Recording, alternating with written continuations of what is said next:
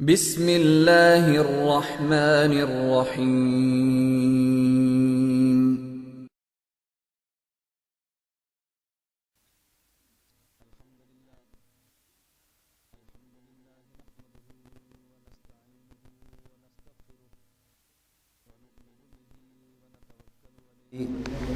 ونعوذ باللہ من شرور انفسنا ومن سیئات اعمالنا من يهده الله فلا مضل له ومن يضلل فلا هادي له ونشهد ان لا اله الا الله وحده لا شريك له ونشهد ان سيدنا ومولانا محمدا عبده ورسوله اما بعد فاعوذ بالله من الشيطان الرجيم بسم الله الرحمن الرحيم يا أيها الذين آمنوا أطيعوا الله وأطيعوا الرسول وأولي الأمر منكم فإن تنازعتم في شيء فردوه إلى الله والرسول إن كنتم تؤمنون بالله واليوم الآخر ذلك خير وأحسن تأويلا عن علي رضي الله عنه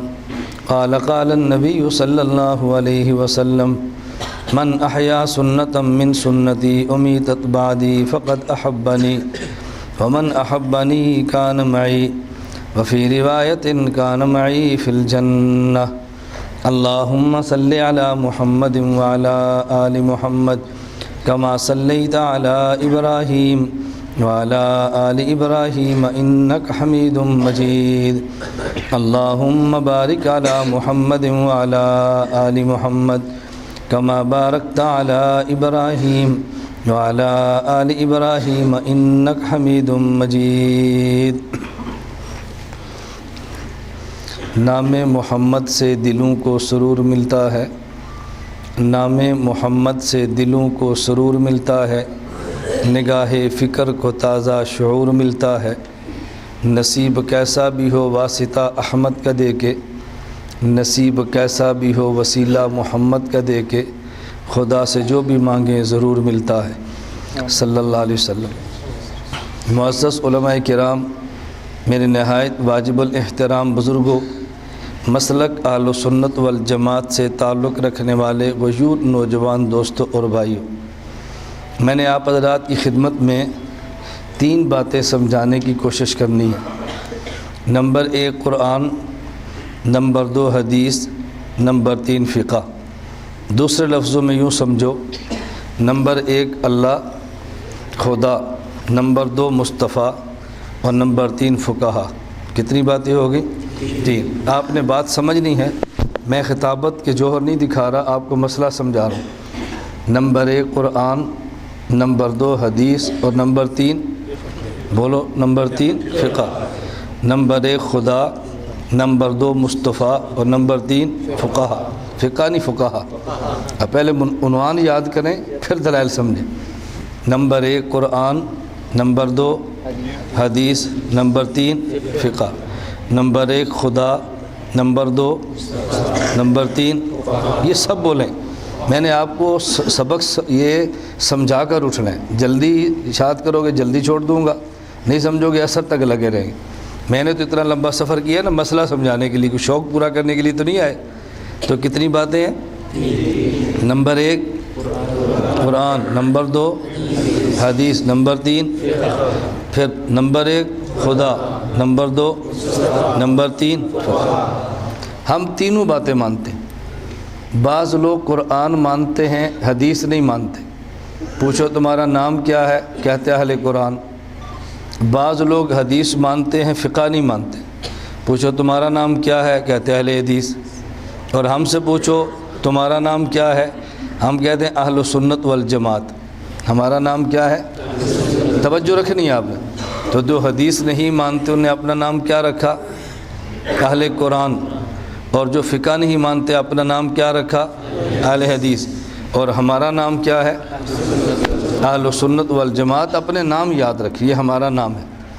میں تردید نہیں کر رہا، فتوے نہیں دے رہا، اختلافات پیدا نہیں کر رہا، اپنی بات سمجھا رہا ہوں کہ ہم کیوں مانتے ہیں۔ اب میں سر پہ پگڑی باندھتا ہوں، آپ کے برابر میں آ کر اس پر دلائل دوں کہ میں پگڑی کیوں باندھتا ہوں، تو جن کے سر پہ پگڑی نہیں وہ میرے خلاف احتجاج کریں کہ دیکھو جی مولانا نے ہمارے خلاف تقریر کی ہے۔ میں نے آپ کے خلاف تقریر نہیں کی، میں نے اپنی پگڑی پہ دلائل دیے ہیں۔ میرے چہرے پہ داڑھی ہے، میں آپ کے مسئلے میں مٹھی داڑھی پر دلائل دوں۔ جن کی داڑھی نہیں یا جن کی داڑھی چھوٹی ہے وہ کہ جی ہمارے خلاف تقریر کی ہے، آپ کے خلاف نہیں کی، میں نے اپنی داڑھی پہ دلائل دی ہے۔ تو بات سمجھ آ رہی ہے آپ کو؟ ہاں، اس لیے بات کو سمجھا کریں، بات کو بلا وجہ الجھایا نہ کریں۔ ہم اپنے مسلک پر اپنے موقع پہ دلائل پیش کرتے ہیں۔ ہم قرآن بھی مانتے ہیں، ہم حدیث بھی مانتے ہیں، اور ہم فقہ بھی مانتے ہیں۔ ہم خدا کو بھی مانتے ہیں، ہم مصطفیٰ کو بھی مانتے ہیں، اور ہم فقہا کو بھی مانتے ہیں۔ اگر کوئی بندہ تم سے پوچھتا ہے خدا اور مصطفیٰ کے بعد فقہا کو کیوں مانتے ہو، آپ کہو اس کی وجہ قرآن ہے۔ کیوں مانتے ہیں؟ بولو نا، کیوں مانتے ہیں؟ اس کی دلیل کہاں پر ہے؟ قرآن میں۔ کوئی بندہ پوچھتا ہے قرآن حدیث کے بعد فقہ کیوں مانتے ہو، آپ کو جی قرآن میں ہے۔ اگر بندہ قرآن کی بات نہ مانے تو بے ایمان ہوتا ہے۔ ہم تو ایمان والے ہیں، قرآن کی بات کیوں نہیں مانیں گے؟ اور پھر ہم رائیونڈ والے ہیں، تبلیغی جماعت والے ہیں، ہم آدھی بات نہیں مانتے، پوری بات مانتے ہیں۔ جب آپ جماعت میں جائیں نا تو آپ کہتے ہیں ہم سب نے کلمہ پڑھا ہے، لا الہ الا اللہ محمد رسول اللہ، منگا ٹول کلمہ ولیدہ، لا الہ الا اللہ محمد رسول اللہ، پدی کلمہ کہ اللہ سری وعدہ کری دا، یا اللہ ستا حکم نہ منو، نبی سلم پتری کی باندے بزو، بدی دپارا گھٹ محنت پکار دی، محنت دپارا بجماعت خبر کے گتا سوراشا۔ جیسے آپ ہماری اردو بولتے ہیں ہم ایسے آپ کی پشتو بولیں گے نا۔ ہمیں حاجی نام اللہ صاحب کہتے ہیں ہمیں اردو بنانی پڑتی ہے، تو میں نے کہا ہمیں پشتو بنانی پڑتی ہے، آپ ہماری اردو خراب کرو ہم آپ کی پشتو خراب کریں گے۔ یہ میں نے دعوت یاد کی جب میں چھوٹا سا تھا، کراچی پڑھتا تھا، گشت کرتے تھے اور پختونوں کے علاقے میں جاتے دعوت کے لیے، تو میں نے امیر صاحب سے کہا مجھے پشتو یاد کرا دو تاکہ جب گشت میں متکلم بنے تو پھر پشتو کے علاقے میں جا کر پشتو بول کے ان کو مسجد میں لائیں۔ تو جب آدمی ٹوٹ ٹیڑھی بولتا ہے تو لوگ سمجھتے ہیں کیا کہنا چاہتا ہے، بات ان کو سمجھ آ جاتی ہے۔ میں بات سمجھا رہا تھا کہ ہمارے یہاں کہتے ہیں جی ہم نے کلمہ پڑھا ہے، لا الہ الا اللہ محمد رسول اللہ، اللہ سے وعدہ کیا تیرے حکومت مانیں گے، نبی کی سنت پہ چلیں گے، وعدہ کیا۔ اور ہم ایک جملہ ہمارے اکابر میں سمجھاتے ہیں کہ اللہ نے کامیابی پورے دین پر چلنے میں رکھی ہے۔ پورے دین پر چلیں گے تو کامیابی، آدھے دین پر چلیں گے ناکامی، پورے دین پر چلیں گے مدد، آدھے دین پہ چلیں گے تو مدد نہیں ملتی، پورے دین پہ چلیں گے تو نصرت، پورے دین پہ چلیں تو عزت، کچھ دین کو چھوڑ دیں تو ذلت ہے۔ تو ہم پورے دین کی بات کرتے ہیں، آدھے دین کی بات نہیں کرتے۔ ہم قرآن کی بات بھی کرتے ہیں، ہم حدیث کی بات بھی کرتے ہیں، ہم فقہ کی بات بھی کرتے ہیں، ہم خدا کی بات بھی کرتے ہیں، مصطفیٰ کی بات بھی کرتے ہیں، اور فقہا کی بات بھی کرتے ہیں۔ ایک لفظ ذرا ذہن میں رکھ لیں، ہو سکتا ہے آپ کے برابر میں ہو سکتا ہے نہ ہو، کسی اور جگہ پر جائیں تو مسئلہ کھڑا ہو۔ آج کے دور میں بعض لوگوں نے ایک نیا شوشہ چھوڑا ہے کہ جی اللہ کہا کرو خدا نہ کہا کرو۔ کیا کہتے ہیں؟ اللہ کہو خدا نہ کہو۔ یہ مستقل ایک جماعت ہے جن کے نظریات ہیں، خدا نہ کہو، خدا نہ کہو، آپ اللہ کہو لیکن خدا نہ کہو۔ میں نے ایک بندے سے پوچھا بھئی ہم اللہ کہیں اور خدا کیوں نہ کہیں، وجہ کہتے اس لیے کہ خدا عربی زبان کا لفظ نہیں ہے، ہمارا دین عربی سے آیا ہے نہ۔ پہلے اس نے کہا اس لیے کہ خدا کی جمع خداوند آتی ہے، اللہ ایک ہے، دو یا تین خدا نہیں ہے، تو ایسا لفظ نہ بولو جس کی جمع آتی ہو، اس سے شرک کی بو آتی ہے۔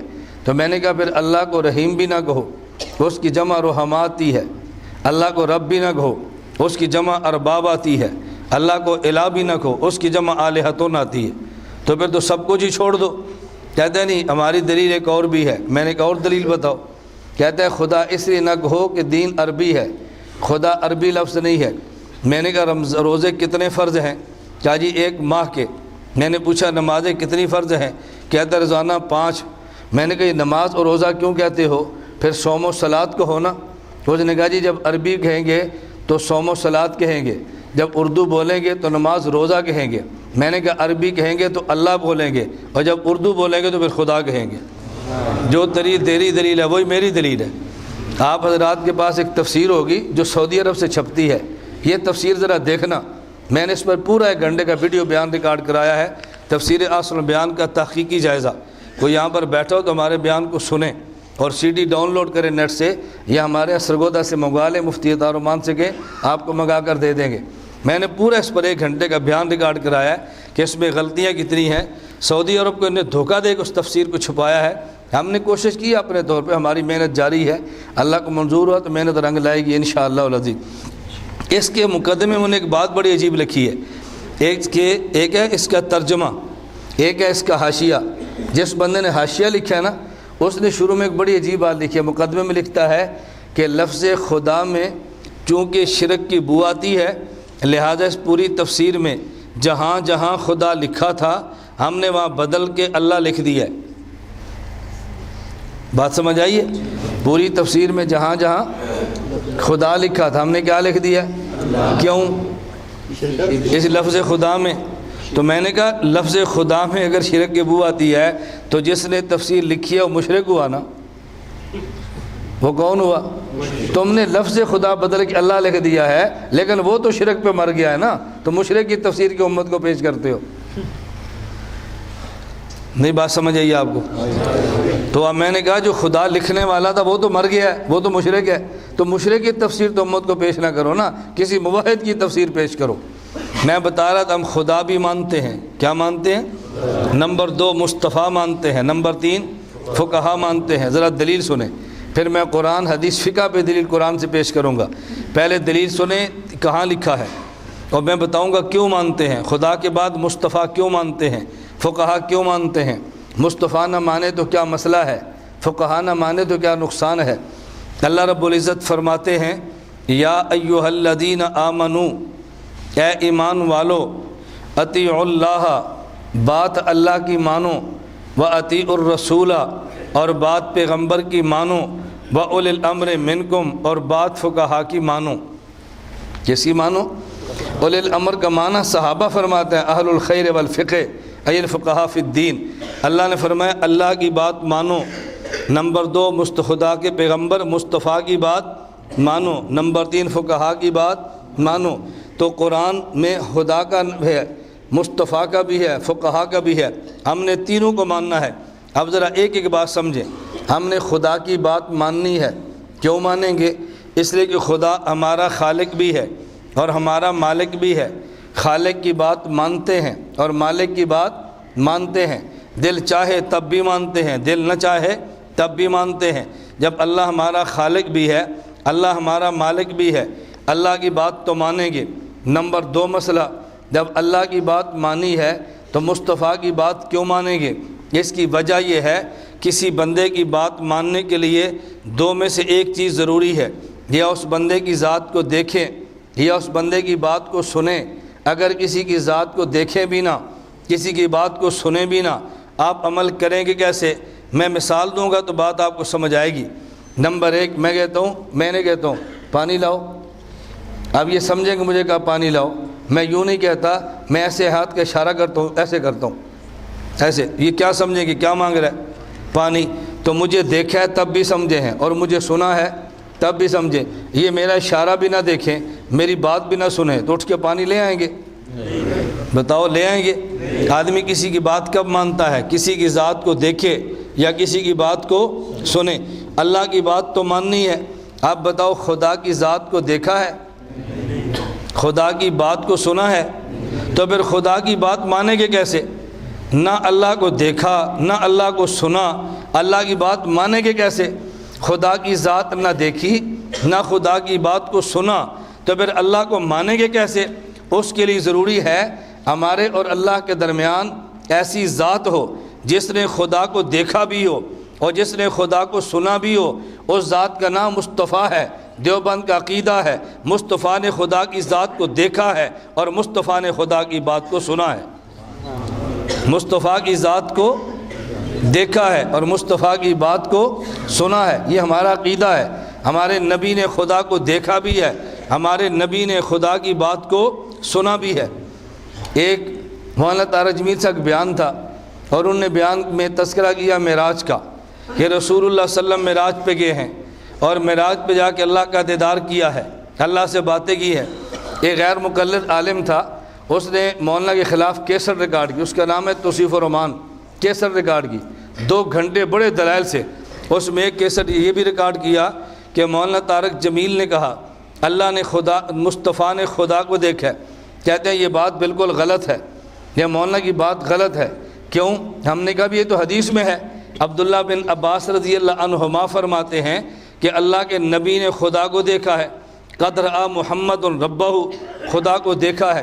کہتے ہیں بالکل غلط بات کی ہے۔ کیوں؟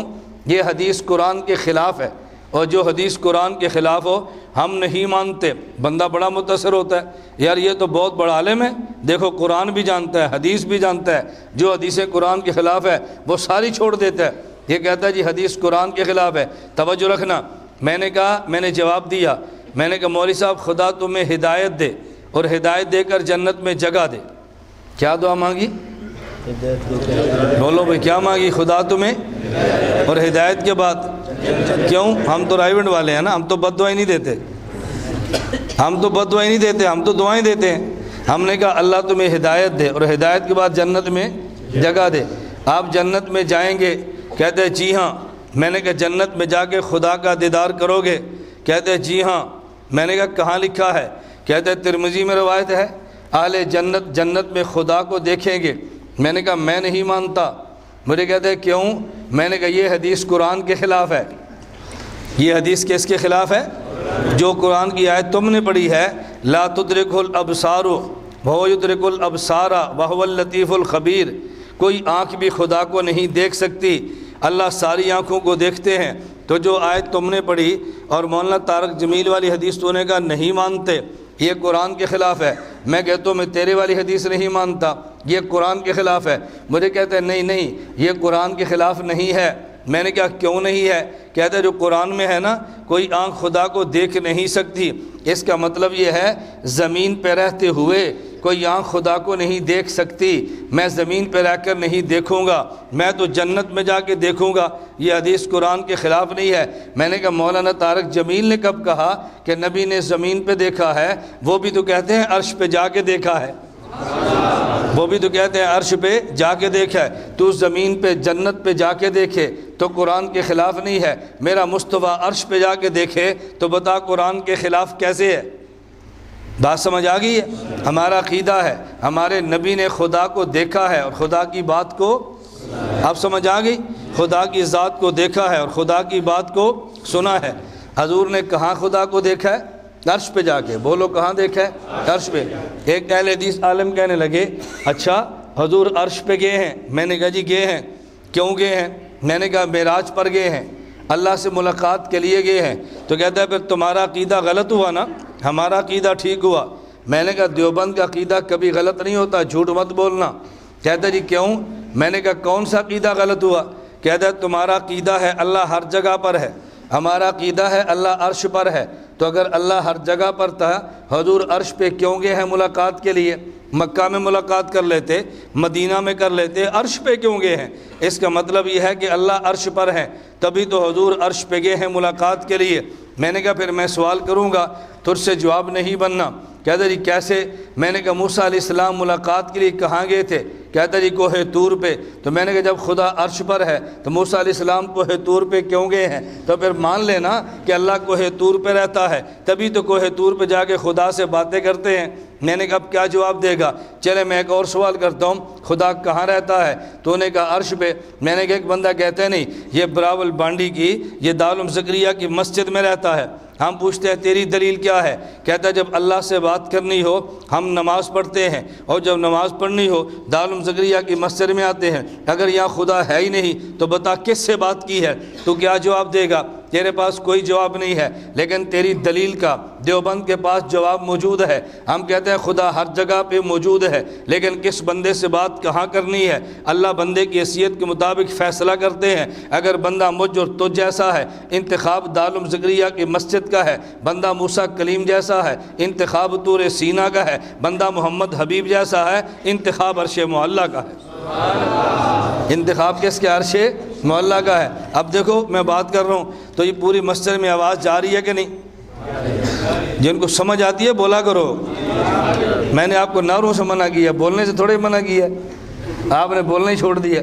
کہتے ہیں ایک سانپ تھا نا، سانپ، تو پیر صاحب کے پاس گیا، انہوں نے کہا پیر صاحب میں آپ کی بیعت کرتا ہوں، بیعت کر لی، تو مجھے کوئی نصیحت کریں۔ انہوں نے کہا نصیحت یہ ہے کہ لوگوں کو تنگ نہ کیا کرو۔ اس نے کہا ٹھیک ہے۔ اور جب سردی تھی، سانپ باہر نکلا، دھوپ میں آ کر لیٹ گیا، کوئی ادھر سے چھیڑتا ہے، کوئی ادھر سے چھیڑتا ہے، کوئی ادھر سے چھیڑتا ہے، سانپ خاموش ہو گیا، مار کھا رہا ہے۔ وہ جمعرات کو پھر پیر کے پاس گیا، انہوں نے کہا آپ نے کہا تھا کچھ نہ کہو، میں نے تو کچھ نہیں کہا، اب لوگ مجھے نہیں چھوڑتے۔ تو پیر صاحب نے کہا میں نے تجھے ڈنگ مارنے سے منع کیا تھا، شوں شاں کرنے سے تو منع نہیں کیا تھا، تو بالکل ہی چپ ہو گیا۔ تو میں نے آپ کو نعروں سے منع کیا، بولنے سے تو منع نہیں کیا نا، آپ تو بالکل ہی خاموش ہو گئے۔ میں اس لیے بلواتا ہوں کہ مجھے سمجھ آئے کہ آپ کو بات سمجھ آ رہی ہے۔ اب میری زبان ظاہر اردو ہے، آپ کی زبان پختو ہے، تو کبھی بات سمجھنے میں دقت پیش آتی ہے نا۔ میں بات اس لیے کہہ رہا ہوں تاکہ آپ کو بات سمجھ آئے۔ ہمارا عقیدہ میں نے کہا تم سے ٹوٹتا نہیں ہے، دیوبند کے خلاف دور دور رہ کے باتیں نہ کیا کرو، دیوبند کے قریب آ کر بات سنا کرو تاکہ تمہیں ہمارا عقیدہ، ہمارے عقیدے کے دلائل سمجھ آئیں۔ میں نے کہا اللہ کی ذات توجہ، حضور پاک صلی اللہ علیہ وسلم، ایک شخص مجھے کہنے لگا کہ یہ جو تم نے کہا ابن عباس رضی اللہ عنہما کی حدیث ہے کہ رسول اللہ صلی اللہ علیہ وسلم نے عرش پہ خدا کو دیکھا ہے، ام المومنین امی عائشہ رضی اللہ عنہ فرماتی ہیں کہ رسول اللہ نے نہیں دیکھا۔ ابن عباس فرماتے ہیں دیکھا ہے، امی عائشہ نے کہا نہیں دیکھا۔ میں نے کہا تم امی عائشہ رضی اللہ عنہا کی بات بھی نہیں سمجھے، حضرت ابن عباس رضی اللہ عنہما کی بھی نہیں سمجھے، اور دیوبند کی بھی نہیں سمجھے، ورنہ تم کبھی اعتراض نہ کرتے۔ مجھے کہتے رہی کیوں؟ میں نے کہا بات سمجھاتا ہوں، میں یہاں پہ براول بانڈی آیا ہوں، توجہ رکھنا۔ اب میرے بیان کے بعد دو لڑکے آپس میں بحث کرتے ہیں، ایک بندہ کہتا ہے کہ مولانا الیاس گھمن نے براول بانڈی کو دیکھا ہے، دارالعلوم زکریا کو دیکھا ہے۔ دوسرا بندہ کہتا ہے براول بانڈی کو بھی نہیں دیکھا، دارالعلوم زکریا کو بھی نہیں دیکھا۔ مولانا موسیٰ صاحب دونوں کو بلا لیتے ہیں، بھائی تمہاری کیا لڑائی ہے؟ اس نے کہا جی میں کہتا ہوں مولانا الیاس گھمن نے دارالعلوم زکریا دیکھا ہے، یہ کہتا ہے نہیں دیکھا۔ تو مولانا سمجھدار ہیں، دیکھا بھی بچے جو بات کرتے ہیں کوئی وجہ تو ہوگی، میں ان سے پوچھو تو صحیح نا، ویسے ہی تھوڑا مارنا شروع کریں گے۔ انہوں نے کہا بیٹا تو بتا، تو جو کہتا ہے کہ مولانا نے دیکھا ہے، تیری دلیل کیا ہے؟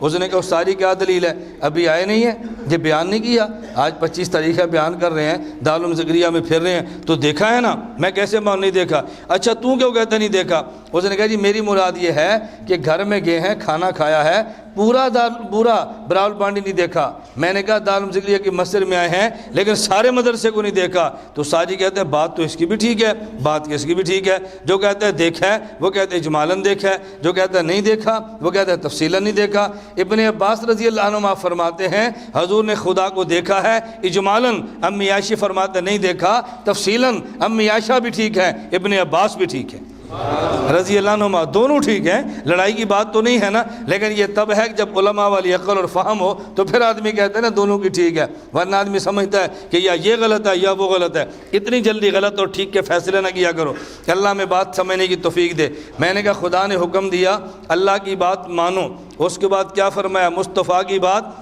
مانو۔ کیوں؟ خدا کو نہ دیکھا نہ خدا کو سنا تو خدا کی بات کیسے مانے؟ اللہ نے مصطفیٰ دیا ہے، جس نے خدا کو دیکھا ہے، خدا کو سنا ہے، پھر اللہ فرمائیں گے میرے مصطفیٰ کی بات مانو۔ کیا مطلب؟ امت مصطفیٰ کو دیکھے، مصطفیٰ خدا کو دیکھے، امت مصطفیٰ کی سنے، مصطفیٰ خدا کی سنے۔ مصطفیٰ اپنی بات نہیں کرتے، وہ خدا ہی کی کرتے ہیں۔ وما ینطق عن الہویٰ ان ہوا الا وحی یوحیٰ، اگرچہ زبان پیغمبر کی ہوتی ہے لیکن بات پیغمبر کے خدا کی ہوتی ہے۔ زبان پیغمبر کی ہے، بات پیغمبر کے خدا کی ہے، نبی کی اپنی بات نہیں ہے، وہ تو اللہ کی بات کرتے ہیں۔ اس لیے ہم نے کہا خدا کو بھی ماننا ہے اور خدا کے پیغمبر مصطفیٰ کو بھی ماننا ہے۔ ذرا توجہ رکھنا، ہمارا ایک نظریہ ہے کہ ایک ہے پیغمبر کی ذات، ایک ہے پیغمبر کے بعد صحابہ امت ہے نا۔ میں ایک بات سمجھانے لگا ہوں، پیغمبر نے خدا کو دیکھا، امت نے پیغمبر کو دیکھا، اور جس امت نے پیغمبر کو دیکھا ہے حالت ایمان میں، اس امت کا نام ہے صحابہ رضی اللہ عنہم اجمعین۔ اس لیے ہم ایک جملہ کہتے ہیں، ایک معاملہ ہے نبی کا، ایک معاملہ ہے صحابی کا، ایک معاملہ ہے مصطفیٰ کا، ایک معاملہ ہے صحابہ کا۔ میرے جملے پہ ذرا توجہ دینا، ہم مصطفیٰ کو نمائندہ خدا مانتے ہیں اور صحابی کو نمائندہ مصطفیٰ مانتے ہیں۔ اگر خدا کی بات سمجھ نہیں ہو تو مصطفیٰ سمجھائے گا، مصطفیٰ کی سمجھ نہیں ہو تو مصطفیٰ کا صحابی سمجھائے گا۔ نبی کون ہے؟ نمائندہ خدا۔ صحابی کون ہے؟ نمائندہ، اور بات سمجھ آ رہی ہے؟ نبی کون ہے؟ نمائندہ خدا۔ صحابی کون ہے؟ نمائندہ قرآن۔ کون دے گا؟ مصطفیٰ۔ قرآن کا معنی کون دے گا؟ بولو۔ اچھا، حضور کے لفظ کون دے گا؟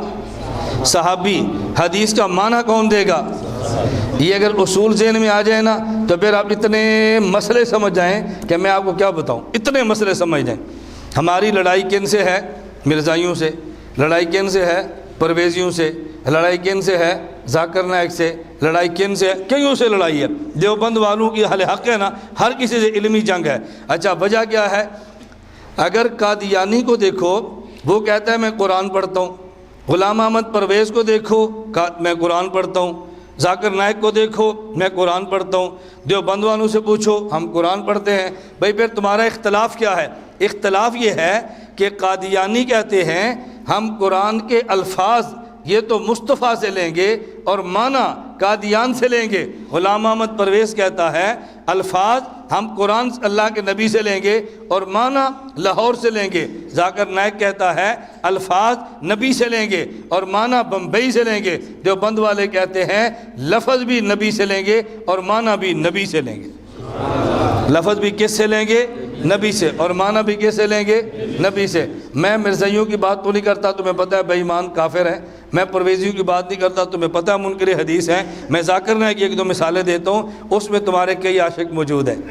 بہت سارے لوگ عاشق ہوتے ہیں ذاکر نائک کو سن کے۔ میں اس کی مثال دیتا ہوں، یہ کتنا کملا، کتنا احمق، کتنا لیوانہ اور کتنا پاگل ہے کہ جس کو سمجھ نہیں آتی میں نے قرآن سمجھنا کیسے ہے۔ میں ایک دوسرا مثال دیتا ہوں۔ ڈاکٹر ذاکر نائک سے، اس کی کتاب ہے اسلام میں خواتین کے حقوق نسواں، یہ کتاب ہے اس کی، اس میں اس کے خطبات شامل ہیں۔ ڈاکٹر ذاکر نائک سے ایک عورت نے پوچھا مرد فوت ہو جائے اور جنت میں جائے اس کو کیا ملتا ہے؟ تو اس نے کہا جنت کی بنی عورت ملتی ہے جسے حور کہتے ہیں۔ اس لڑکی نے پوچھا جب عورت جنت میں جائے اسے کیا ملتا ہے؟ کہتے ہیں جنت کا بنا مرد ملے گا جسے حور کہتے ہیں۔ اب بات سمجھ آ گئی؟ مرد کو ملے گی عورت، اسے بھی حور کہتے ہیں، اور عورت کو ملے گا مرد، اسے بھی حور کہتے ہیں۔ دلیل کیا ہے؟ کہتے ہیں قرآن میں ہے زوجناہم بحور عین، یہ حور عام ہے، مؤنث مذکر دونوں کو شامل ہے۔ میں نے کہا حور تو عام ہو، یہ ہم تو عام نہیں ہے نا۔ اور ہم کا نکاح حور سے ہونا ہے تو ہم مذکر ہے تو حور مؤنث ہوگی یا مذکر ہوگا؟ لیکن ذاکر نائک نے کہہ دیا۔ لوگ کہتے ہیں دیکھو بہت بڑا اس کا مطالعہ ہے۔ اس نے کہا حور مذکر مؤنث دونوں ہیں۔ دلیل کیا ہے؟ قرآن میں حور مقصورات فی الخیام، یہ حور عام ہے۔ میں نے کہا کیسی عام ہے؟ اللہ فرماتا ہے حور وہ ہے جو خیموں میں بند ہوگی۔ تو خیموں میں مرد کو چھپا کے رکھتے ہیں، عورت کو چھپا کے رکھتے ہیں۔ اللہ فرماتے ہیں پردہ کرے گی، یہ مرد ہے یہ عورت ہے۔ لم یطمثن انس قبلہم ولا جان، خدا نے صفتیں جو بیان فرمائی ہیں وہ عورت والی ہیں، مرد والی تھوڑی ہیں۔ لیکن اس نے کہہ دیا حور عام ہے، مؤنث مذکر دونوں کو کہتے ہیں۔ کیوں؟ جب یہ کہوں گا مرد کو عورت ملتی ہے مسلمان خوش ہو جائیں گے، عورت کو مرد ملتا ہے یورپ والے خوش ہو جائیں گے، سارے کہیں گے بہت بڑا محقق آدمی ہے، سب اس کو مان لیں گے۔ میں بتا رہا ہوں کہ ہمارا مسئلہ امت کا سمجھیں۔ ذاکر نائک سے کسی نے مسئلہ پوچھا آپ یہ بتائیں مینڈک کا کھانا جائز ہے؟ ذاکر نائک نے کہا جائز ہے۔ پوچھا دلیل کیا ہے؟ اس نے قرآن میں لحمن طریہ، گوشت فریش ہونا چاہیے، خواہ مچھلی کا ہو خواہ مینڈک کا ہو۔ اب دیکھو قرآن ہے، میں کہ ذاکر نائک کو سنتے ہیں وہ مینڈک کے کباب بنا کے کھائیں تاکہ پتہ چلے کہ آپ کے مفتی صاحب نے فتویٰ دیا ہے۔ اللہ میں بات سمجھنے کی توفیق عطا فرمائے۔ نبی نمائندہ خدا ہے اور صحابی نمائندہ ہے، بولو صحابی نمائندہ ہے۔ نمائندہ مصطفیٰ کا معنی لفظ بھی حدیث کا صحابی دے گا اور معنی بھی حدیث کا صحابی دے گا۔ اس پر اختلاف اہل حدیث کر جاتے ہیں۔ وہ اختلاف کیا کرتے ہیں؟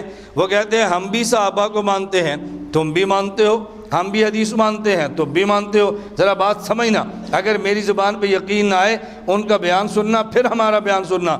ایک شخص مجھے کہتا ہے آپ کا ان کا اختلاف کیا ہے؟ میں نے کہا پہلے ان سے سمجھو پھر ہم سے سمجھنا۔ وہ جی ان کے پاس تو گئے ہیں۔ میں نے کہا وہ کیا کہتے ہیں؟ کہتے جی وہ کہتے ہیں ادھر جاؤ تو امام ہے، ادھر آؤ تو نبی ہے، ادھر جاؤ تو فقہ ہے، ادھر آؤ تو حدیث ہے۔ تو وہ تو یہ کہتے ہیں۔ میں نے کہا جھوٹ بولتے ہیں۔ کیا جی آپ کیا کہتے ہیں؟ میں کہتا ہوں ادھر بھی نبی، ادھر بھی نبی، ادھر بھی حدیث، ادھر بھی حدیث۔ کہا جی پھر اختلاف کیا ہے؟ میں نے کہا اختلاف سمجھنا، وہ بھی کہتے ہیں حدیث کا لفظ پیغمبر کا صحابی دیتا ہے ہم بھی کہتے ہیں حدیث کا لفظ پیغمبر کا صحابی دیتا ہے، وہ بھی حدیث کی بات کرتے ہیں، ہم بھی حدیث کی بات کرتے ہیں، وہ بھی نبی کی بات کرتے ہیں، ہم بھی نبی کی بات کرتے ہیں۔ جھگڑا کیا ہے؟ وہ کہتے ہیں لفظ حدیث کا صحابی دیتا ہے، ہم بھی کہتے ہیں لفظ حدیث کا صحابی دیتا ہے۔ جھگڑا یہاں سے شروع ہوتا ہے، ہم کہتے ہیں حدیث کا لفظ صحابی دیتا ہے اور معنی بھی صحابی دیتا ہے، وہ کہتے ہیں نہیں، لفظ تو صحابی دے گا، معنی وہابی دے گا۔ لفظ کون دے گا؟ صحابی، اور معنی کون دے گا؟ یہ ہے اختلاف۔ میں اس کی مثالیں دوں گا تو آپ کو میری بات پر یقین آئے گا کہ میں ٹھیک کہتا ہوں۔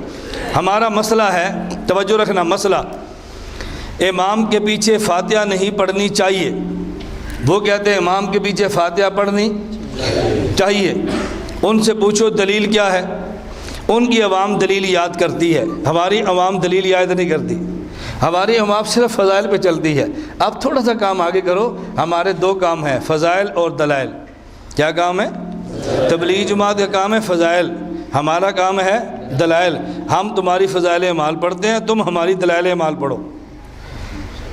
اور بات ٹھیک ہے غلط ہے؟ فضائل اعمال بھی ٹھیک ہے، دلائل اعمال بھی ٹھیک ہے۔ صرف فضائل اعمال پڑھو گے اس سے بندہ نماز پہ آ جائے گا، نماز بچے گی نہیں۔ ساتھ دلائل رکھو گے، نماز پہ آئے گا بھی، نماز بچائے گا بھی۔ صرف نمازی بنانا ہے یا نماز بچانی بھی ہے؟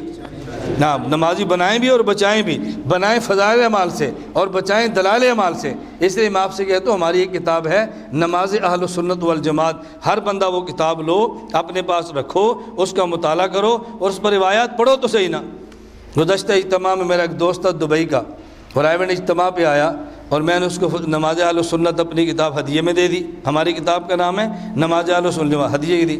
میں جب دبئی سفر پہ گیا تو ان کے گھر میں میری دعوت تھی، اس کے والد صاحب سفید ریش تھے، بوڑھے تھے، تبلیغ میں لگے تھے اور بڑے عرصے سے مجھے کہتے ہیں مولانا صاحب میں تبلیغ بڑے عرصے سے چل رہا ہوں، لیکن میں بھی نماز پڑھتا تو ہاتھ اوپر رکھتا تھا، جب میں نے آپ کی کتاب دیکھی تو میرے ہاتھ خود بخود نیچے چلے گئے۔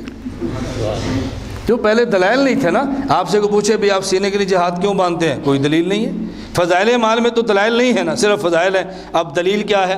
آپ رفع دین کیوں نہیں کرتے، دلیل کیا ہے؟ آپ کو نہیں پتہ۔ آمین آہستہ کیوں کہتے ہیں، دلیل کیا ہے؟ مجھے نہیں پتہ۔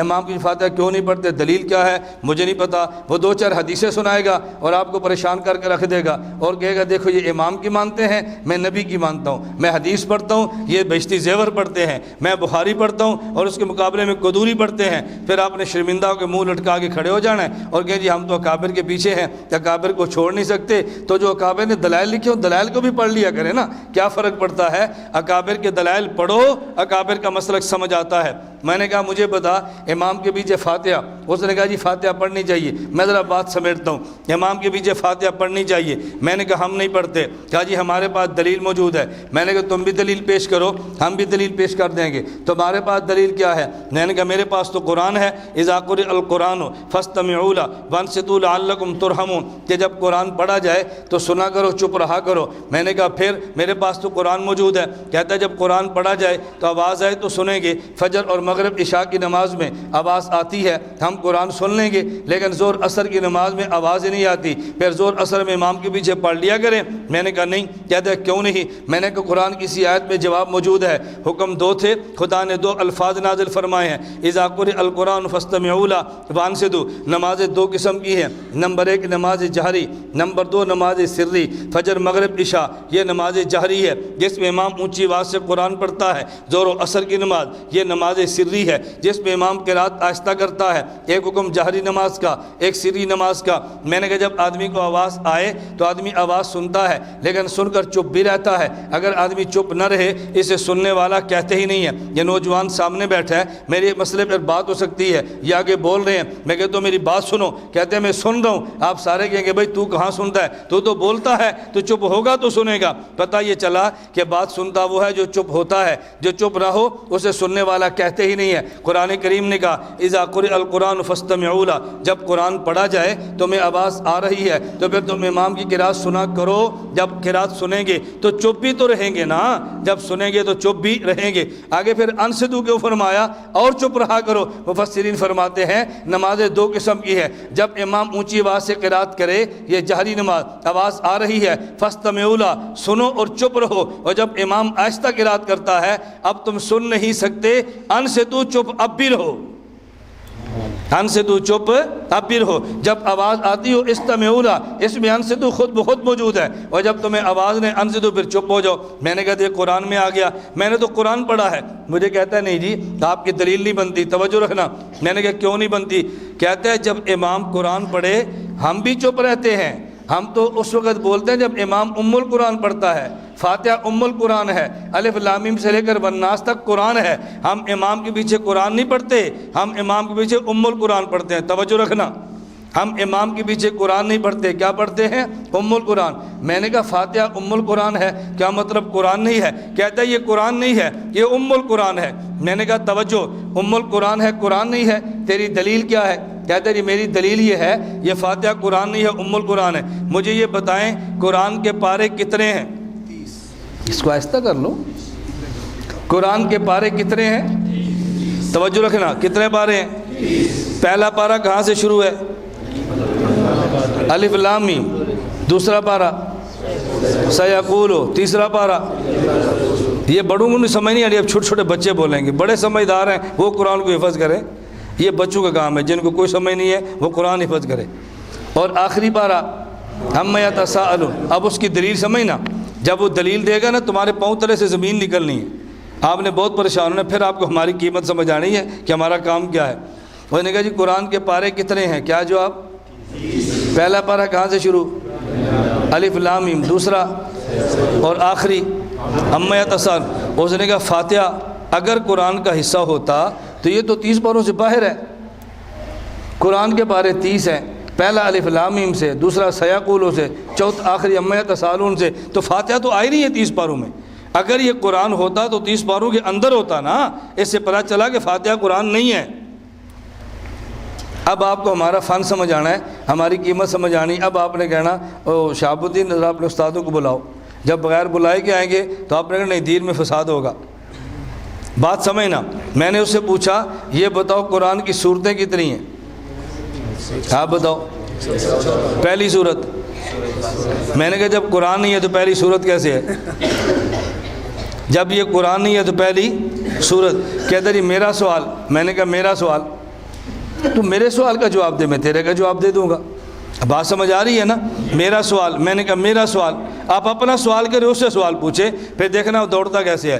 عذاب یہ ہے کہ آپ نہ پڑھتے ہیں، نہ سنتے ہیں، نہ کورس کرتے ہیں، نہ اپنے دلائل سمجھتے ہیں، وہ اعتراض کرتا ہے، ہم پریشان ہوتے رہتے ہیں، اور جب آپ اعتراضات کریں گے تو پھر پریشانیوں کے دروازے بند ہو جائیں گے۔ میں نے کہا میرا سوال۔ کہتے ہیں مجھے نہیں پتا، میرا سوال۔ میں نے کہا تیرے سوال کا جواب میں دے دوں گا، میرے سوال کا جواب تیرے پاس نہیں ہے۔ ایک ہے قرآن کا متن، ایک ہے قرآن کی شرح، ایک ہے اجمال، ایک ہے تفصیل، ایک ہے خلاصہ، ایک ہے وضاحت۔ قرآن کی 114 صورتیں ہیں، الحمد سے لے کے والضالین یہ قرآن کا خلاصہ ہے، الف لام سے لے کر والناس تک یہ پورے قرآن کی تفصیل ہے۔ الف لام میم کو الحمد کو الگ کیوں لکھا ہے، باقی 113 الگ کیوں لکھی ہے؟ جب بھی آپ نماز پڑھیں گے الحمد الف لام میم، الحمد سیقولو، الحمد تلک رسلو، یہ تو پورے قرآن کا خلاصہ ہے، اس نے ہر صورت کے ساتھ چلنا ہے، اس لیے اس کو الگ رکھا ہے، 113 کو الگ رکھا ہے، یہ 113 کا خلاصہ ہے، اس لیے الگ کیا ہے تو قرآن کا حصہ ہے، تو قرآن کا حصہ۔ اب جو میرا سوال ہے اس کا جواب تو دے،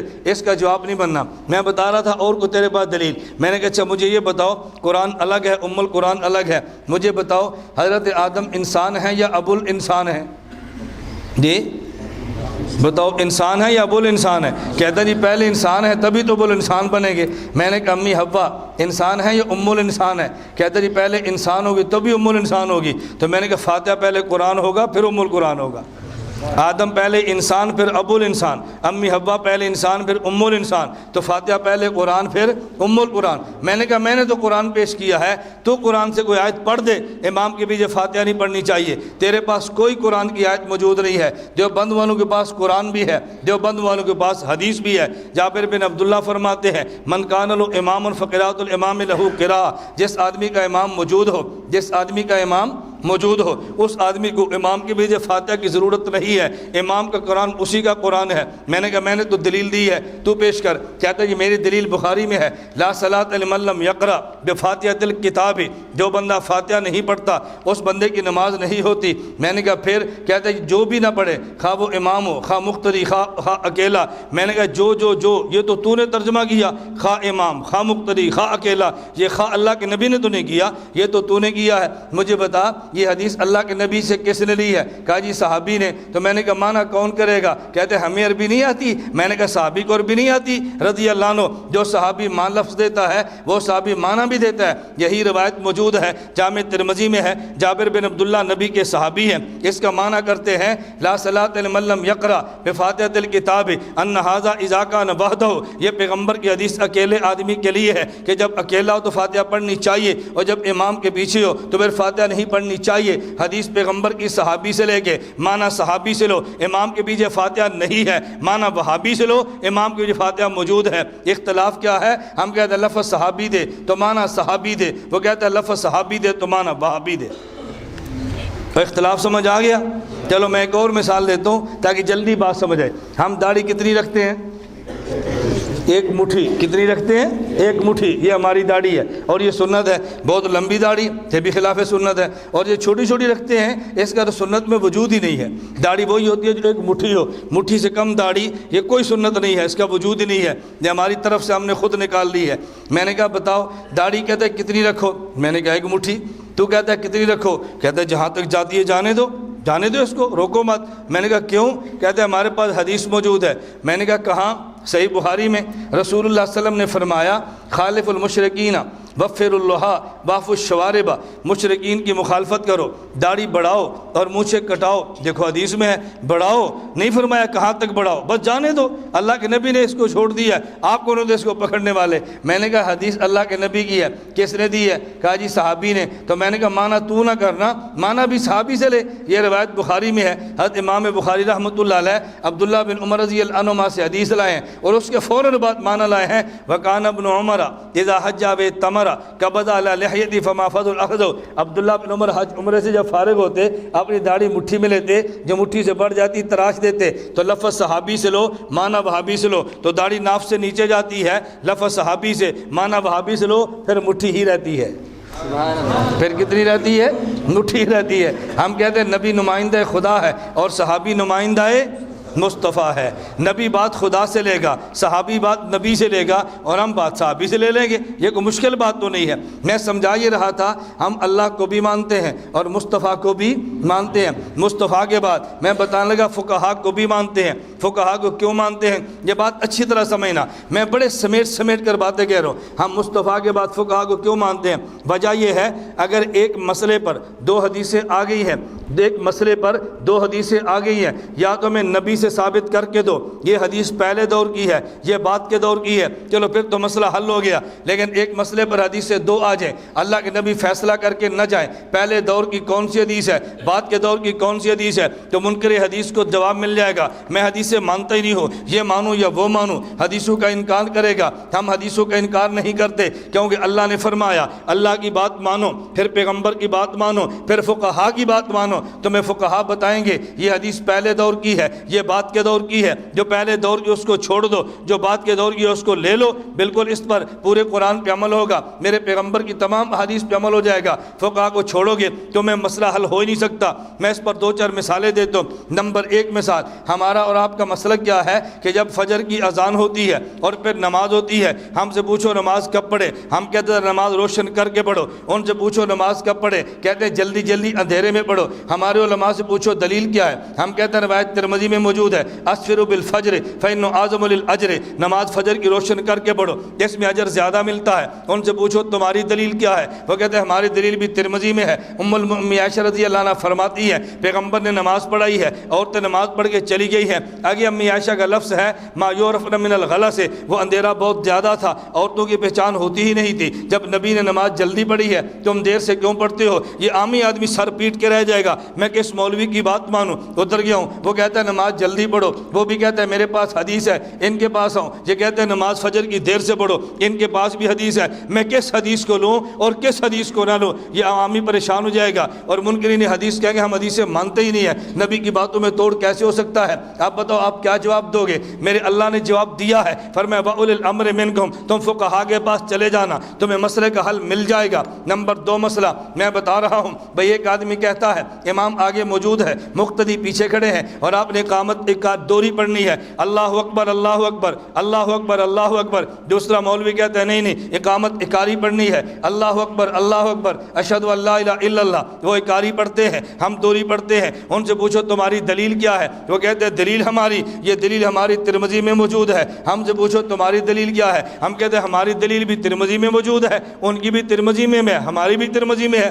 وہ دوری اذان پر ترمذی پیش کرتے ہیں، اکاری پر ہم دوری پر پیش کرتے ہیں۔ آدمی پریشان ہے، بھئی ادھر بھی حدیث ادھر بھی حدیث، عمل کرے تو اب کیسے کریں؟ چلے میں تیسرا مسئلہ، فجر کی نماز کھڑی ہے، آپ مسجد میں آئے، جماعت کے ساتھ شامل ہو گئے، اب آپ نے سنتیں پڑھنی ہے تو کیا کریں؟ وہ کہے گا بھئی سنتیں پڑھو فوراً، امام نے سلام پھیرا تم سنتیں شروع کر دو، ادھر ہمارے مفتی کے پاس آؤ، تو یہ کہے گا نہیں نہیں تم نے سنتیں فوراً نہیں پڑھنی، جب سورج نکل جائے اشراق کا وقت ہو، یہ سنتیں اب پڑھنی ہے۔ ان سے پوچھو تیری دلیل کیا ہے؟ وہ کہتا ہے ترمذی میں موجود ہے۔ حضرت قیس کہتے ہیں میں مسجد میں آیا، فجر کی نماز ہوگی، میں نماز کے فوراً بعد کھڑا ہوا، میں نے سنتیں پڑھی، رسول اللہ صلی اللہ علیہ وسلم نے فرمایا یا قیس الصلاۃ معا، اے قیس یہ دو نمازیں اکٹھی کیسے ہیں؟ ابھی نماز پڑھی پھر دوسری نماز۔ انہوں نے کہا یا رسول اللہ میں نے فجر کی 2 سنتیں نہیں پڑھی تھی اس لیے پڑھی۔ فرمایا فلا اذن، چلو کوئی حرج نہیں ہے، دیکھو ترمذی میں موجود ہے، نبی کہتے ہیں حرج نہیں، تم کہتے ہو حرج ہے۔ میں نے کہا ہماری دلیل بھی ترمذی میں ہے، اللہ کے نبی نے فرمایا من لم یصلی رکعتی الفجر فلیصلی ما تطلع بعد ما تطلع الشمس، اگر فجر کی 2 سنتیں نہ پڑھے سورج نکلنے کے بعد پڑھے۔ اب دیر والوں مجھے تم بتاؤ، ان کے پاس بھی حدیثیں ہمارے پاس بھی حدیثیں، آپ پریشان ہو گئے یا نہیں؟ پریشان ہو گئے نا؟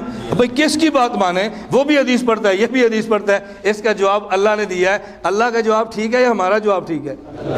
اللہ کا جواب کیا ہے؟ باول الامر منکم، فقہا سے فیصلہ کرا لو۔ کس سے فیصلہ کرا لو؟ لو میں اب تمہیں فیصلہ کن بات کہتا ہوں اور حوالے کے ساتھ کہتا ہوں۔ امام مسلم رحمۃ اللہ علیہ نے ایک باب قائم کیا، باب الوضوء مما مست النار۔ اس کے تحت 2 قسم کی حدیثیں لائیں۔ پہلی حدیث یہ ہے رسول اللہ صلی اللہ علیہ وسلم نے فرمایا توضؤ مما مست النار، اگر آگ پہ کوئی چیز گرم کی اور اس کو تم نے استعمال کر لیا تو وضو ٹوٹ جائے گا۔ یہ حدیث کہاں پر ہے؟ صحیح مسلم میں۔ کہاں پر ہے؟ اچھی طرح بات سمجھو، یعنی آپ نے وضو کر لیا، آپ مسجد میں جانے لگے تو گھر والے نے کہا چائے پی لو، آپ نے چائے پی تو وضو ٹوٹ گیا، اب دوبارہ وضو کرو۔ یہ صحیح مسلم کی حدیث ہے، کوئی سند پر اعتراض نہیں ہے۔ ایک آدمی نے وضو کیا ہے، اس کے بعد کھانا کھایا، وضو ٹوٹ گیا، دوبارہ کرو، یہ حدیث میں ہے۔ اچھا دوسری حدیث کیا ہے؟ توجہ، دوسری حدیث اسی مسلم میں ہے۔ ایک صحابی فرماتے ہیں رسول اللہ صلی اللہ علیہ وسلم نے وضو کیا، بیٹا ادھر دیکھو، مجھے دیکھو آپ، رسول اللہ صلی اللہ علیہ وسلم نے وضو کیا، اس کے بعد نماز کے لیے جانے لگے، اللہ کے نبی کی خدمت میں پیش کیا گیا روٹی اور گوشت بنا ہوا، آپ نے روٹی بھی کھا لی، گوشت بھی کھا لیا، وما مسمان اور وما مسمان وضو نہیں کیا اور نماز پڑھ لی۔ اس سے کیا پتہ چلا؟ آگ پر پکی چیز استعمال کریں تو وضو نہیں ٹوٹتا۔ پہلی حدیث سے کیا پتہ چلا؟ اب کیا پتہ چلا؟ اچھا حل اس کا کیا ہوگا؟ اسی حدیث کی شرح میں اسی موقع پہ امام نووی رحمہ اللہ فرماتے ہیں ذکر الاحادیث الواردۃ بالوضوء مما مست النار۔ امام مسلم پہلے وہ احادیث لائے ہیں کہ جس سے پتہ چلا ہے آگ پر پکی چیز کے استعمال کرنے سے وضو ٹوٹ جاتا ہے۔ اس کے بعد پھر احادیث وہ لائے کہ جس سے پتہ چلا آگ پر پکی چیز کے استعمال کرنے سے وضو نہیں ٹوٹتا۔ کیوں؟ فَكَأَنَّهُ يُشِيرُ إِلَىٰ أَنَّ الْوَضُوءَ مَنْسُوخٌ، کہتے ہیں امام مسلم بتانا چاہتے ہیں کہ وہ جو حدیثیں تھیں نا آگ پر پکی چیز استعمال کرنے سے وضو ٹوٹ جاتا ہے، یہ پہلے دور کی ہیں، منسوخ ہیں، اور جس سے پتہ چلا وضو نہیں ٹوٹتا یہ بعد کے دور کی ہیں جو کہ ناسخ ہیں۔ پھر امام نووی ضابطہ دیتے ہیں حاذی عادت مسلم وغیرہ من ائمۃ الحدیث یذکرون الاحادیث التی یرون منسوخۃ ثم یعقبون بالناسخ۔ امام مسلم اور دیگر محدثین کی عادت ہے پہلے حدیثیں وہ لاتے ہیں جو منسوخ ہوں اور بعد میں وہ لاتے ہیں جو ناسخ ہوں۔ پہلے وہ لاتے ہیں جو پہلے دور کی ہیں اور بعد میں وہ لاتے ہیں جو بعد کے دور کی ہیں۔ پہلے دور کی حدیثیں پڑھی جاتی ہیں، عمل نہیں کیا جاتا، اور بعد والے دور کی حدیثیں پڑھی بھی جاتی ہیں، عمل بھی کیا جاتا ہے۔ تو کو مسئلہ سمجھ آیا یا سبحان اللہ؟ مسئلہ سمجھ آیا یا سبحان اللہ؟ مسئلہ آپ سمجھو۔ اب میں بات سمجھانے لگا ہوں۔ فجر کی نماز اندھیرے میں پڑھو۔ امام ترمذی نے باب قائم کیا ہے باب ما جاء فی التغلیظ بالفجر۔ پھر کہا فجر کی نماز روشنی میں پڑھو، باب ما جاء فی الاسفار بالفجر۔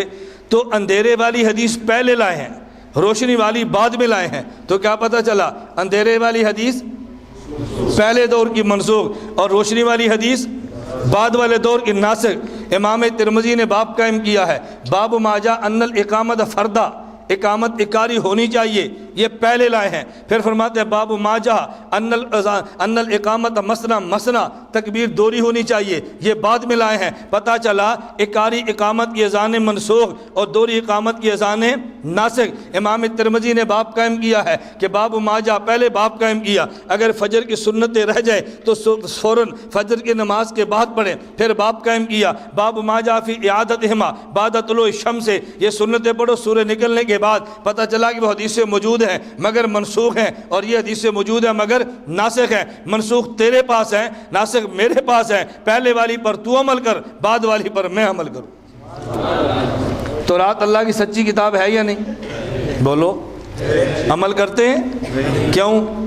منسوخ انجیل، منسوخ زبور، بیت المقدس قبلہ اول تھا یا نہیں؟ ادھر منہ کرتے ہیں، کیوں؟ منسوخ۔ تو جس طرح منسوخ تورات گئی ہے، منسوخ انجیل پہ عمل نہیں ہے، منسوخ قبلے کو کعبہ نہیں مانتے، بالکل اسی طرح منسوخ حدیثوں پر عمل بھی نہیں کرتے۔ بات سمجھ آ گئی ہے؟ میں تمہیں یہ سمجھا رہا ہوں، تم پریشان نہ ہوا کرو۔ ہمیں اس نے حدیث دکھائی ہے، او بھائی حدیث دکھائی تو کیا ہو گیا ہے؟ ہمارے پاس آؤ نا۔ اللہ فرماتے ہیں وَأُولِي الْأَمْرِ مِنْكُمْ، اگر پھنس جاؤ تو فقہا کے پاس آؤ۔ کہاں پر جاؤ؟ فقہا کے پاس آؤ، اور یہ اللہ کے نبی کا فیصلہ ہے۔ تو شاورون الفقہا، فقہا سے مشورے کیا کرو، اور اللہ کے نبی کا عجیب فیصلہ ہے فقیہ واحد اشد علی الشیطان من الف عابد، شیطان ہزار نمازیوں سے اتنا نہیں ڈرتا جتنا ایک فقیہ سے ڈرتا ہے۔ کیوں؟ نمازی پھنس جائے گا، فقیہ پھنسے ہوئے کو نکال لے گا۔ بات سمجھ آتی ہو؟ اس لیے ہمارے آنے پر پریشانی ہوگی، کسی جماعت کے آنے پر پریشانی نہیں ہوگی، وہ عابدین ہیں، یہ فقہا ہے۔ نہیں سمجھ آ گئی؟ بھائی ڈاکٹر آئے نا تو بچے پریشان ہوتے ہیں کہ وہ ٹیکہ لگائے گا، انجیکشن لگائے گا، مریض تڑپتا ہے ابھی کوئی ٹیکہ مجھے نہ لگا دے۔ مٹھائی کی دکان پر تو سارے خوش ہوتے ہیں۔ تبلیغی جماعت یہ مٹھائی کی دکان ہے، اتحاد اہل سنت والجماعت یہ کلینک ہے۔ مٹھائی کھلاؤ، 4 ماہ لگاؤ، چلے لگواؤ، اور جب ان کو مٹھائی ہضم نہ ہو پھر ہمارے کلینک پہ 2-4 انجیکشن لگوا دو، انشاءاللہ ٹھیک ہو جائے گی۔ بات سمجھ آئے گی نہیں؟ اللہ میں بات سمجھنے کی توفیق عطا فرمائے۔ تو میں نے کتنی باتیں کی؟ نمبر 1 خدا، نمبر 2، نمبر 3 خدا کو ماننا ضروری ہے کہ نہیں؟ کیوں؟ مالک ہے نا، اللہ ہے نا۔ نمبر 2 مصطفیٰ، کیوں؟ نہ ہم نے خدا کو دیکھا نہ سنا، مصطفیٰ نے دیکھا اور سنا ہے، ان کی بات تو ماننی ہے۔ نمبر 3 فقہا، کیوں؟ اس لیے اگر ایک مسئلے پر نبی کی 2 حدیثیں آ جائیں تو کون سمجھائے گا؟ فقہا سمجھائیں گے، فقہا کا کام ہے نا، وہ سمجھائیں گے۔ کیوں؟ اب یہ میں خیال ہے شاید حاجی نام اللہ صاحب آپ سے بہتر بات سمجھیں۔ ایک مسئلے پر ایک جزی وکیل ایک پہ ایک دوسرا پیش کرے تو فیصلہ کون کرے گا؟ جج۔ جج کہے گا نا بھی یہ وکیل آپ کی بات ٹھیک نہیں ان کی، تو کوئی تو فیصل ہونا چاہیے نا۔ فقہا کو فیصل نہیں مانو گے تو مسائل کیسے حل ہوں گے؟ اس لیے ہم خدا بھی مانتے ہیں، مصطفیٰ بھی مانتے ہیں، اور فقہا۔ خدا کی بات کا نام قرآن ہے، مصطفیٰ کی بات کا نام حدیث ہے، فقہا کی بات کا نام فقہ ہے۔ ہم قرآن بھی مانتے ہیں، خدا کی بات ہے، حدیث بھی مانتے ہیں، مصطفیٰ کی بات ہے، فقہ بھی مانتے ہیں، فقہا کی بات ہے۔ بھائی تینوں مانتے ہیں یا نہیں؟ کہاں لکھا ہے؟ بولو کہاں لکھا ہے؟ قرآن میں۔ آپ دل چھوٹا نہ کرو، تمہارے پاس دلائل موجود ہیں، کم بختی ہماری ہے کہ ہم نے دلائل آپ کو سنائے نہیں ہیں۔ میں آپ کی بات نہیں کہتا کہ آپ سنتے نہیں، آپ تو سنتے ہیں ماشاءاللہ، ہماری کوتاہی ہے کہ ہم نے آپ کو سنائی نہیں ہے۔ اللہ ہمیں دلائل کے ساتھ اپنی بات کو سمجھنے کی اور یاد رکھنے کی توفیق عطا فرمائے۔ وآخر دعوانا ان الحمدللہ رب العالمین۔ میری آپ سے گزارش ہے کہ آپ دعا کے بعد دیکھیں بات اچھی طرح سمجھیں، باہر جائیں تو باہر ہماری کتابیں موجود ہیں، ان میں ایک کتاب کا نام ہے نماز اہل السنت والجماعت۔ کیا نام ہے؟ یہ ہر ساتھی کتاب لے، ہر بندہ اپنے پاس رکھے، پڑھو تو صحیح نا، کتنے دلائل اس کے اندر موجود ہیں۔ امام ابو حنیفہ رحمۃ اللہ علیہ سے پہلے مسلمان کون سے مسلک کے تھے؟ پہلے کون سے مسلک کے تھے؟ قرآن کہتا ہے وَاتَّبِعْ مِلَّةَ ابراہیم حنیفہ، پہلے بھی حنیف تھے، بعد میں بھی حنیف تھے۔ نہیں سمجھے؟ اللہ نے اپنے نبی سے فرمایا وَاتَّبِعْ مِلَّةَ ابراہیم حنیفہ، وہ پہلے بھی حنفی تھے، بعد میں بھی حنفی تھے، اس میں الجھن کی کون سی بات ہے؟ حنفی کا معنی ہوتا ہے جو باطل قبول نہ کرے، صرف حق قبول کرے۔ پہلے بھی حق قبول کرتے تھے، بعد والے بھی کرتے تھے، تو پہلے بھی ایسے تھے، اب بھی ایسے تھے، کوئی نئی بات تو نہیں ہے یہ۔ غیر مقلد کہتے ہیں سعودیہ والے بھی تو رفع دین کرتے ہیں، ہم کیوں نہ کریں؟ سعودیہ والے مجتہد کی بات مانتے ہیں، یہ بالکل ایسی ہے، بات سمجھنا۔ ایک بندہ بیمار ہو اور وہ چلا جائے ڈاکٹر MBBS کے پاس، وہ اس کو دوائی دے، اور دوسرا بندہ بیمار ہو اور وہ چلا جائے عطائی ڈاکٹر کے پاس اور دوائی ایک ہی دیں، حکومت MBBS ڈاکٹر خلاف پرچہ کاٹے گی عطائی کے پاس؟ کیوں؟ دوائی تو دونوں نے ایک دی ہے۔ کیوں؟ اس لیے اس کو حق تھا، اس کو حق نہیں تھا۔ سعودی والا رفع دین کرتے ہیں، مجتہد امام احمد کی بات مانتے ہیں، یہ رفع دین کرتے ہیں، کسی امام کی بات نہیں مانتے، اور جو آدمی مجتہد ہو اس سے خطا ہو جو پھر بھی قبول کر لیتے ہیں، اور جو مجتہد ہے وہ ٹھیک ہو تب بھی قبول نہیں کرتے۔ تو ان کا معاملہ اور ہے، سعودیہ والوں کا معاملہ بالکل الگ ہے۔ یہ جب سعودی عرب کی بات کریں نا تو 2-4 سوال آپ بھی کیا کریں، ان سے پوچھا کرو کہ سعودی عرب والے تو جمعے کی اذانیں 2 دیتے ہیں، تم ایک کیوں دیتے ہو؟ جی پوچھ لو گے؟ بولو نا، پوچھ لو گے؟ ان سے پوچھو سعودی عرب والے تو نماز اپنا رومال سر پہ لے کے پڑھتے ہیں، تم ننگے کیوں پڑھتے ہو؟ پوچھ لو گے؟ سعودی عرب والے تراویح 20 پڑھتے ہیں، تم 8 کیوں پڑھتے ہو؟ پوچھ لو گے؟ سعودی عرب والے 3 طلاق کو 3 کہتے ہیں، تم ایک کیوں کہتے ہو؟ پوچھو۔ سعودی والے امام احمد بن حنبل کے مقلد ہے، تم تقلید کو شرک کیوں کہتے ہو؟ مدینہ منورہ مسجد نبی میں امام ابو حنیفہ کا نام بالکل روزے کے سامنے لکھا ہوا ہے، کو تم بھی اپنی مسجد میں لکھو امام ابو حنیفہ کا نام، نہ لکھا ہو جو سزا چور کی وہ میری ہے۔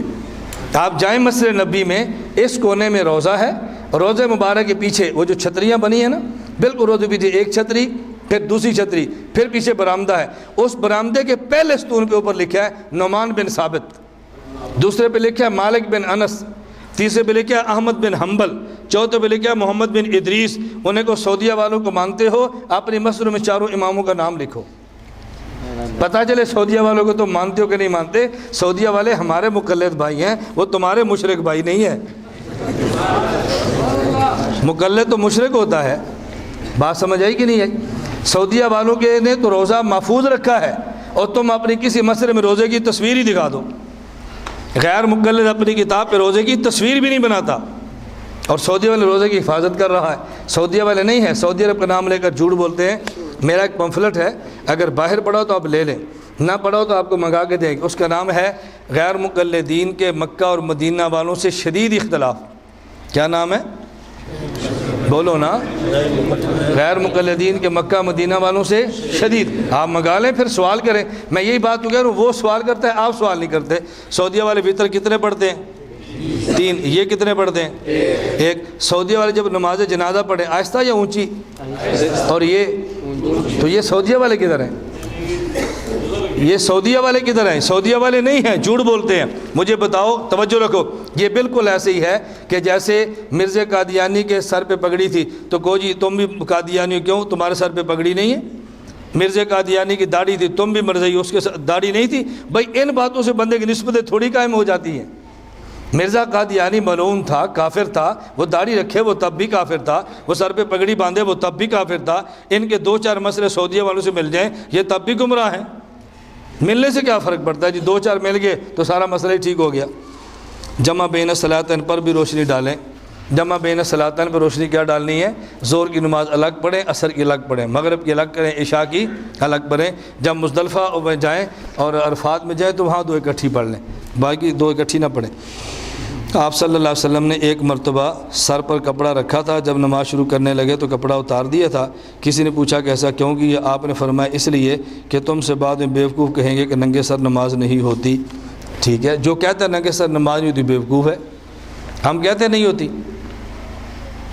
بتاؤ اگر قمیص اتاری ہو نماز ہو جاتی ہے کہ نہیں؟ ہو جاتی ہے۔ انہیں کہو قمیص اتار کے پڑھو، غیر مقلدین کو قمیص اتار کے پڑھو، کیوں؟ قمیص کے بغیر بھی نماز ہو جاتی ہے، اتار کے پڑھو۔ اگر ننگے سر ہو جاتی ہے تو بغیر قمیص سے بھی تو ہو جاتی ہے نا۔ ہم تو یہ نہیں کہتے کہ نہیں ہوتی، ہم کہتے ہیں ہو جاتی ہے لیکن خلاف سنت ہے، ہو جاتی ہے سنت کے خلاف ہے۔ ایک بندہ کہتے جی ایک بار ایسے کیا، ایک بار تو صحیح مسلم میں روایت موجود ہے رسول اللہ نے ظہر کی نماز پڑھی ہے، دو چار آیتیں اونچی آواز سے پڑھی ہیں، تو پھر تم ظہر کی نماز میں اونچی قرات کیا کرو۔ حضور نے ایک بار کی نہیں ہے، ایک بار پیغمبر بسا اوقات عمل کرتے ہیں بتانے کے لیے کہ اس موقع پر یہ کیا، اس موقع پر یہ کیا، تو یہ سمجھانے کے لیے کہ نبی پاک صلی اللہ علیہ وسلم نے پوری زندگی نماز پڑھی ہے سر پہ ٹوپی رکھ کے، اور ایک بار پڑھی ہے یوں، یہ بتانے کے لیے اگر ٹوپی نہ ہو، گنجائش ہو تو پھر مجبوری کی حالت میں ٹھیک ہے۔ بالکل ایسے ہی ہے جیسے اللہ کے نبی نے ہمیشہ نے پیشاب فرمایا ہے بیٹھ کے، صحیح بخاری میں ہے حضور نے پیشاب فرمایا کھڑے ہو کر۔ انہیں کو سر پہ ٹوپی بھی نہ لو اور پیشاب بھی کھڑے ہو کر کرو، کیوں؟ بخاری میں روایت ہے نا، مرد بھی کھڑے ہو کر کریں، عورتیں بھی کھڑے ہو کر کریں، کیونکہ حضور کی سنت تو سب کے لیے ہے نا۔ بات سمجھ آ گئی ہے؟ تو صحیح بخاری میں اگر ننگے سر ایک نماز ہے تو صحیح بخاری میں کھڑے ہو کر پیشاب بھی تو ہے نا۔ تو جب مرد عورت کی نماز میں فرق نہیں ہے، نبی کی طرح پڑھنی ہے، تو مرد عورت پھر نبی کی طرح پیشاب کرے نا، مرد بھی کھڑے ہیں عورتیں بھی کھڑی ہیں، پھر ہم دیکھتے ہیں سجا کیسے ہوتا ہے۔ غیر مقلد کہتے ہیں میں نے تو آپ کی بہت رعایت کی ہے، یہ آپ مولانا موسیٰ صاحب کو، حاجی صاحب کو دعائیں دو کہ جن نے فرمایا بھی آپ جناب پنجاب نہیں یہ دھیر ہے، تو میں نے ان کی وجہ سے دھیر کو دھیر ہی سمجھا، ورنہ میں ان کو سمجھاتا کہ نمازیں کیسے ہوتی ہیں۔ میری عادت ہے کہ میں اپنے بڑوں کا بہت احترام کرتا ہوں اور اپنے بڑوں کی رائے سے بڑھ کر کبھی رائے نہیں دیتا، ہماری عادت ہے۔ کسی علاقے میں جائیں تو اپنے بڑوں سے پوچھتے ہیں یہاں کون سی بات کہنی ہے، کیسے بات کہنی ہے، یہاں کا ماحول کیسا ہے، تو مقامی آدمیوں کا حق ہوتا ہے کہ ان سے پوچھ کے چلو، یہ ہماری یہاں کی قیادت ہے اور ہمیں ان کا خیال کرنا چاہیے۔ آپ اس قیادت کو مانتے ہیں کہ نہیں مانتے؟ بولتے نہیں ہو بھئی جمعیت کے حضرات ہے نا، اگر جمعیت ان کا انتخاب کر لے ووٹ دینے کے لیے تو آپ دو گے یا نہیں دو گے؟ دیں گے؟ جو دیں گے ہاتھ کھڑے کرو، دیکھو کتنے سوچ رہے ہیں دیں گے کہ نہیں دیں گے۔ ماشاءاللہ۔ امام حنیفہ سے پہلے کہ مسلمان کس کی تقلید کرتے تھے؟ پہلے بھی تقلید ائمہ کی ہوتی تھی، تو حدیثوں میں موجود ہے، پہلے بھی ہوتی تھی۔ مہمان گرامی بات یہ ہے کہ اندھے کے پیچھے نماز پڑھنا کیسا ہے؟ اگر کوئی اور نہ ملے تو اندھے کے پیچھے پڑھ لیں، اور اگر اچھا کاری دوسرا موجود تو اس کے پیچھے پڑھ لیں۔ رسول اللہ صلی اللہ علیہ وسلم کے دور میں عبداللہ بن ام مکتوم نبی نے تو نمازیں پڑھائی ہیں، جب حضور باہر گئے عبداللہ بن ام مکتوم اب جگہ پہ چھوڑ کر گئے ہیں تو وہ نماز پڑھا سکتے ہیں، تو ہم کیوں نہیں پڑھا سکتے؟ غائبانہ نماز جنازہ پڑھنا کیسا ہے؟ غائبانہ نماز جنازہ اس لیے ہے کہ ہم اپنے شہید دکھاتے ہیں، انہیں شہید تو دکھانا ہوتا نہیں، اس لیے غائبانہ پڑھا کے اس کو دفن کر دیتے ہیں۔ میری بات سمجھ آ گئی ہے؟ قرآن کریم میں ہے من النبیین والصدیقین والشہداء والصالحین، کہ نیک لوگ جن کے پیچھے تم نے چلنا ہے وہ کتنے ہیں؟ چار۔ نمبر 1 نبیین، نمبر 2 صحابہ، نمبر 3 شہداء، نمبر 4 صالحین۔ مجاہدین کا نام لیا کیوں؟ مجاہد بن کے بندہ دھوکہ دے سکتا ہے، شہید بن کے دھوکہ نہیں دے سکتا۔ ہم اپنے مجاہد ہی دکھاتے ہیں، شہید بھی دکھاتے ہیں، یہ مجاہد دکھاتے ہیں شہید نہیں دکھاتے، کہتے ہیں غائبانہ جنازہ پڑھ لو کہ پتہ نہ چلنے ہے کیسا۔ اللہ نے کیا فرمایا؟ والمجاہدین والشہداء، نبی، صحابی، شہید اور ولی، ان کے پیچھے چلنا ہے۔ مجاہد بن کے تو بندہ دھوکہ دے سکتا ہے نا، شہید بن کے کیسے دے گا؟ چونکہ شہید دھوکہ نہیں دے سکتا، یہ شہید دکھاتے ہی نہیں ہیں، کہتے ہیں وہ وہاں مر گیا تم غائبانہ جنازہ پڑھ لو۔ غائبانہ جنازے کا ثبوت ہی نہیں ہے۔ یہ جو حدیث پیش کرتے ہیں نا رسول اللہ صلی اللہ علیہ وسلم نے جنازہ پڑھا تھا حضرت نجاشی کا، کیوں پڑھا تھا؟ حضرت نجاشی حبشہ میں، حضور مدینہ میں تھے، پتہ کیسے چلا؟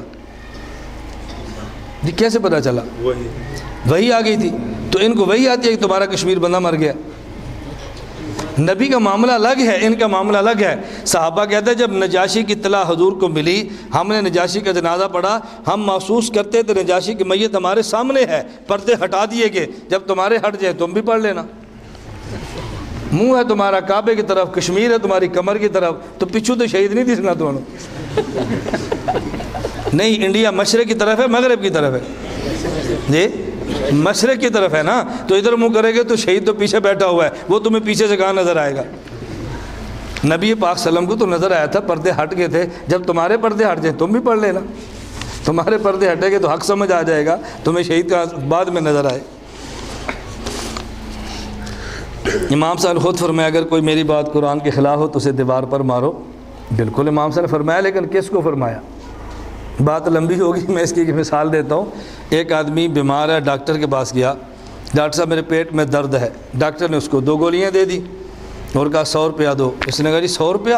ڈاکٹر صاحب نے کہا امپورٹڈ گولی ہے، عام گولی نہیں ہے، امریکہ سے آئی ہے، یہ بڑی خاص ہے، لندن سے آئی ہے، جدہ سے آئی ہے، امپورٹڈ گولی ہے۔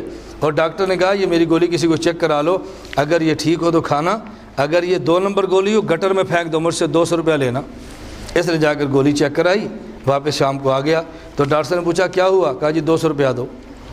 ڈاکٹر صاحب نے پوچھا کس لیے؟ انہوں نے کہا جی آپ نے کہا تھا چیک کرانا، اگر یہ 2 نمبر گٹر میں پھینکنا، میں نے چیک کرائی ہے، 2 نمبر تھی گٹر میں پھینک دی ہے، مجھے 200 روپیہ دو۔ جملہ سننا ذرا۔ تو ڈاکٹر نے پوچھا کس کو چیک کرایا تھا؟ اس نے کہا بشیر موچی گوڑوں۔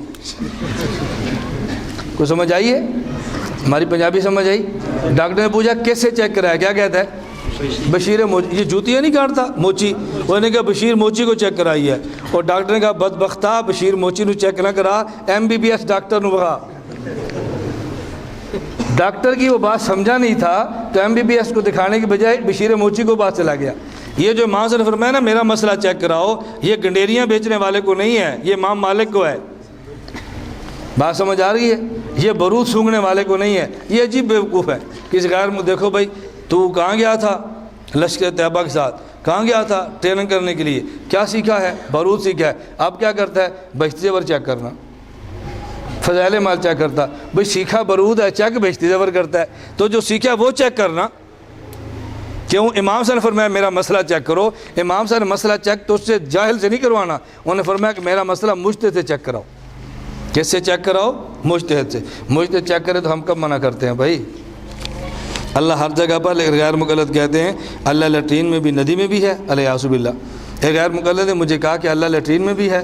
میں نے کہا تمہارے سینے میں قرآن ہے؟ کہتا ہے جی ہاں۔ میں نے کہا بیت الخلاء میں جاتے ہو؟ جی ہاں۔ قرآن بیت الخلاء میں لے کر جانا جائز ہے؟ کہتا ہے حرام ہے۔ میں نے کہا جو تم بیت الخلاء میں جاتے ہو سینہ پھاڑ کے قرآن باہر رکھ دیتے ہو، پھر کہاں ہوتا ہے؟ کہتے ہیں اس سینے میں موجود ہے مگر جسم سے پاک ہے۔ میں نے کہا اللہ ہر جگہ موجود ہے مگر جسم سے پاک ہے۔